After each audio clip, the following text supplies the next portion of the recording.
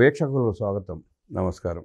కేటీఆర్ మంత్రిగా పనిచేసిన కాలంలో ఫార్ములా ఈ కేసు తర్వాత ప్రభుత్వం మారినాక సంచలనం సృష్టిస్తున్న సంగతి తెలిసిందే. ఆ కేసును విచారించడానికి కేటీఆర్ని కూడా విచారించడానికి గవర్నర్ పర్మిషన్ ఇచ్చారు పోలీసు వారికి. ఇప్పుడు ఆ విచారణ ప్రారంభం కాబోతూ ఉంది. అంతకుముందే పోలీసులు దాని మీద దృష్టి పెట్టి దాంట్లో జరిగిన అవకతవకలు మొత్తం బయటకు తీసుకొచ్చిన సంగతి మనకు తెలిసిందే. ఇప్పుడు గవర్నర్ అనుమతి ఇచ్చిన పరిస్థితుల్లో కేటీఆర్ అరెస్ట్ అయ్యే అవకాశం ఉందా అడిగి తెలుసుకునే ప్రయత్నం చేద్దాం. వివరించడానికి మనతో పాటు ఉన్నారు ప్రముఖ ఆర్థిక రాజకీయ సామాజిక విశ్లేషకులు కొత్త రవీంద్ర బాబు గారు. వారిని అడిగి ఈ కార్ కేసు లొలి ఏందో తెలుసుకునే ప్రయత్నం చేద్దాం. సార్ నమస్తే. నమస్తే. ఫార్ములా ఈ కార్ రేస్ కేటీఆర్ మెడకు చుట్టుకోబోతా ఉందా? ఆయన్ని అరెస్ట్ చేసే అవకాశం ఉందా? ఇప్పుడు తెలంగాణ రాష్ట్రంలో ఒక ఉద్యమ పార్టీగా ప్రస్తావన స్టార్ట్ చేసినటువంటి టీఆర్ఎస్ బీఆర్ఎస్గా మారిపోయి ఉద్యమ పార్టీ నుంచి 10 సంవత్సరాలు తెలంగాణని తిరుగులేని శక్తిగా పరిపాలన చేసి మరి ఈ రోజున సమస్యల సుడిగుండంలో చుట్టుముట్టాడుతున్న విషయం మనం చూస్తున్నాం. అనూహ్యంగా పదవి లేదా అధికారం కోల్పోయిన తర్వాత కేసీఆర్ మీద కాళేశ్వరం అనే ఒక ఉచ్చు చుట్టు కావటం, మరి టెలిఫోన్ ట్యాపింగ్ కేసు ఒకటి విచారణలో ఉండటం, ఫార్ములా ఈ కార్ రేసులో కేటీఆర్ గారు అవినీతికి పాల్పడ్డాడు అనేది ఒక కేసు రావటం, ఇవన్నీ ఒక పక్కనుంటే ఇంకొక సైడు మరి కవిత సొంత ఇంట్లో కుంపట పెట్టి బయటికి రావటం, కవిత వల్ల ఈ పార్టీకి కేసీఆర్ కుటుంబానికి ఎంత కాదనుకున్న నష్టం జరిగిన మాట వాస్తవం. ఆమె అరెస్ట్ అయ్యి తిహార్ జైల్లో ఉండటం మైనస్, ఆమె బయటికి వెళ్ళిపోయి విమర్శన చేయటం ఆ పార్టీ ఒక రకంగా చాలా ఇబ్బంది పడతా ఉంది. ఎందుకంటే ఈ చెల్లెళ్ళు ఎప్పుడైతే అన్నల మీద కోపంతో బయటకు వచ్చి దుకాణం పెట్టి బాణం తిరిగేసి వెనక్కి పెట్టారో ఆంధ్రప్రదేశ్లో జగన్ రెడ్డి గారు అదే ఇబ్బందులు ఎదుర్కొంటున్నారు. ఇక్కడ సారూప్యత ఏంటంటే కవిత రూపంలో మరి బీఆర్ఎస్కి కేసీఆర్ కుటుంబానికి కూడా అదే పరిస్థితి ఏర్పడింది. సో ఇది ఇంకొక యాడెడ్ వాళ్ళకి ఇబ్బందికరమైన పరిస్థితి. సో మనకి గతంలో కేటీఆర్ గారు మున్సిపల్ శాఖ మంత్రిగా ఉన్నప్పుడు ఫార్ములా ఈ కార్ రేస్ అని భారతదేశంలోనే ఫస్ట్ టైం ఇండియాలో హైదరాబాద్లో అతి ప్రతిష్టాత్మకంగా నిర్వహించిన ఫార్ములా ఈ కార్ రేస్. అయితే బీఆర్ఎస్ వాళ్ళ ఆర్గ్యుమెంట్ మనం ఒకసారి చూస్తే ఈ ఫార్ములా ఈ కార్ రేస్ ప్రతిష్టాత్మకంగా ఫస్ట్ ఇన్ ఇండియా హైదరాబాద్లో హుస్సేన్ సాగర్ దగ్గర ఏర్పాటు చేయటం అనేది హైదరాబాద్ బ్రాండ్ ఇమేజ్ భారీగా పెరిగిపోయింది. పెద్ద ఇమేజ్ వచ్చింది హైదరాబాద్కి. రెండోది 700 కోట్ల పెట్టుబడులను ఆకర్షించడానికి ఇది దోహదపడింది. మూడోది 35,000 మంది విదేశాల నుంచి వచ్చారు ఇక్కడికి. నాలుగోది ఈ కార్స్ ఎలక్ట్రానిక్ కార్స్ ఏదైతే ఉందో దాని సేల్స్ బాగా పెరిగిపోయినాయి. సో ఈ విధంగా డైరెక్ట్గా ఇండైరెక్ట్గా హైదరాబాద్కి తెలంగాణ రాష్ట్రానికి భారీ లబ్ధి జరిగింది అనేది బీఆర్ఎస్ వాదన.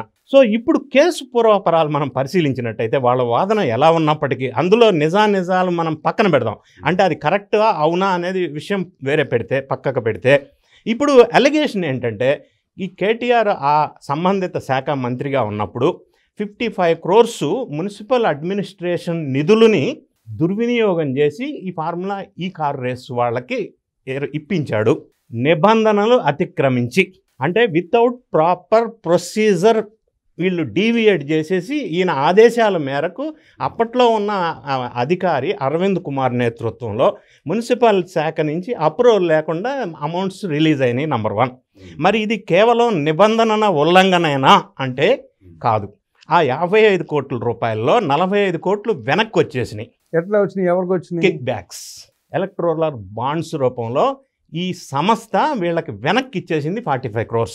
ఆ విధంగా అవినీతికి పాల్పడ్డారు ఈ కిక్ బ్యాక్స్ రూపంలో అనేది కేసు సారాంశం.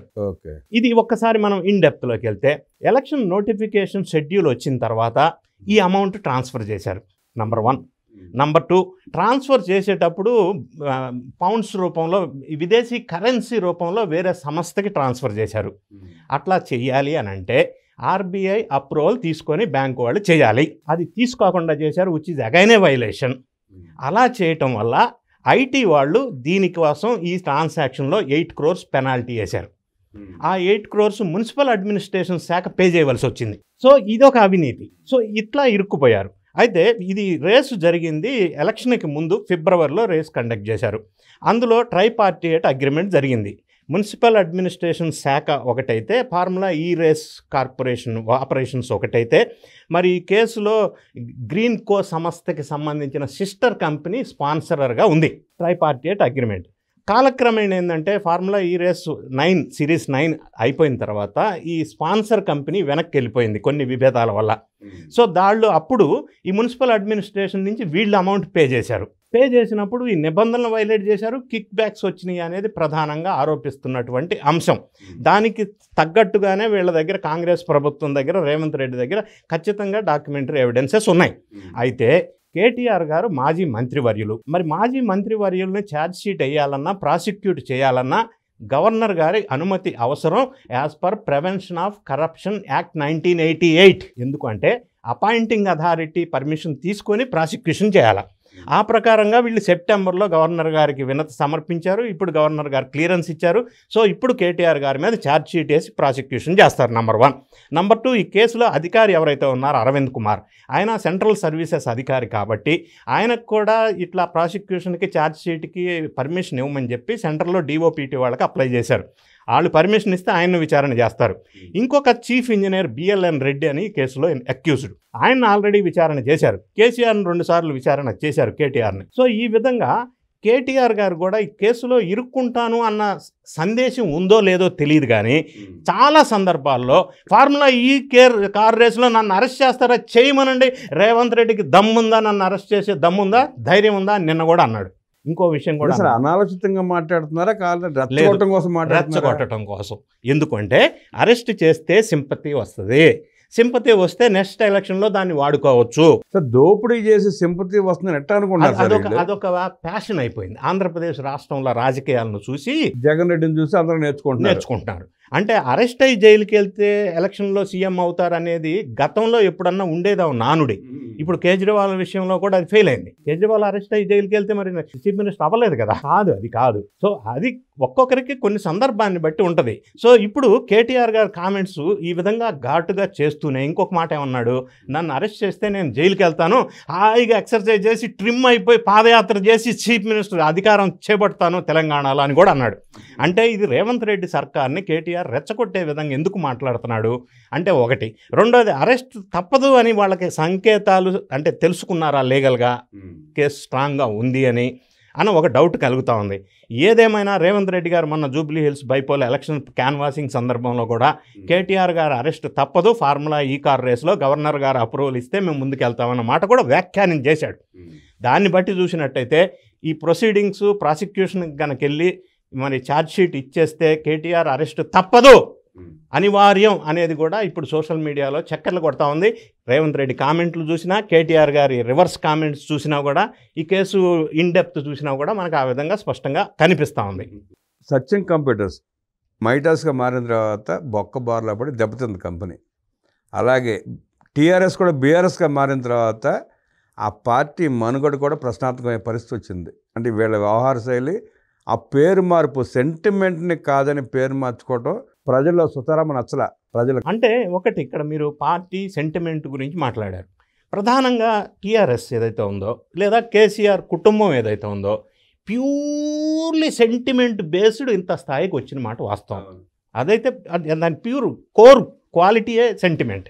సో ఇప్పుడు సెంటిమెంట్ నుంచి దూరంగా జరగటం వల్ల ఒక కారణం అయితే, రెండో కారణం ప్రజలతో సత్సంబంధాలు, కనెక్టివిటీ లేకుండా ఉండటం, ఫామ్ హౌస్కి వెళ్ళి ఎవరిని కలిసే అవకాశం లేకుండా పోవటం పరిపాలించిన కాలంలో కానీ ఇప్పటికి కూడా, అది కూడా ఒక కారణంగా చెప్పవచ్చు.